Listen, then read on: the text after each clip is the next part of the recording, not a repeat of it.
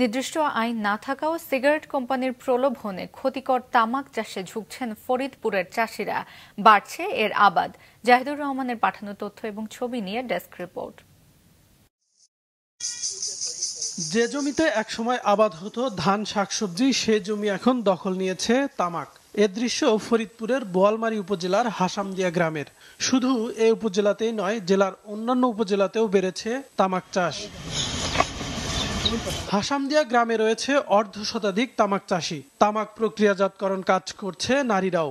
ক্ষেত থেকে তামাক পাতা তুলে এনে বাড়িতে এক ধাপ শুকানো হয়। তারপর সেই পাতা চুল্লিতে রেখে ৪৮ ঘন্টা তাপ দিয়ে আবারও শুকানো হয়। পরে সিগারেট কোম্পানির প্রতিনিধিরা এসে এগুলো নিয়ে যায়। আমাদের মনে করতে চাষ হয়ে গেছে গ্রাম অঞ্চলে, এগুলো আমরা প্রতিনিয়ত এগুলো চাষ করতেছি।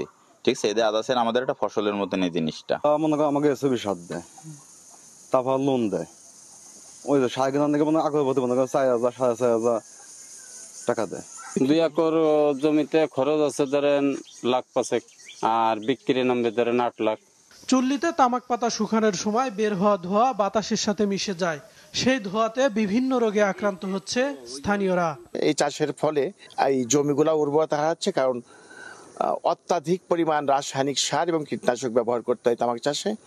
তামাক পরিচর্যাকালীন সময়ে তাদের শ্বাস প্রশ্বাসের সাথে তামাকের যে ইনগ্রিডিয়েন্ট অর্থাৎ নিকোটিন, এটা তাদের ভিতরে ঢোকে এবং সেখানে রেসপিরেটরি বিভিন্ন ডিজিজ এবং ক্যান্সার জাতীয় রোগ তাদেরও হয়। তামাক চাষে নিরুৎসাহিত করার পাশাপাশি চাষিদের অন্য ফসল আবাদে পরামর্শ দিচ্ছে স্থানীয় কৃষি কর্মকর্তারা।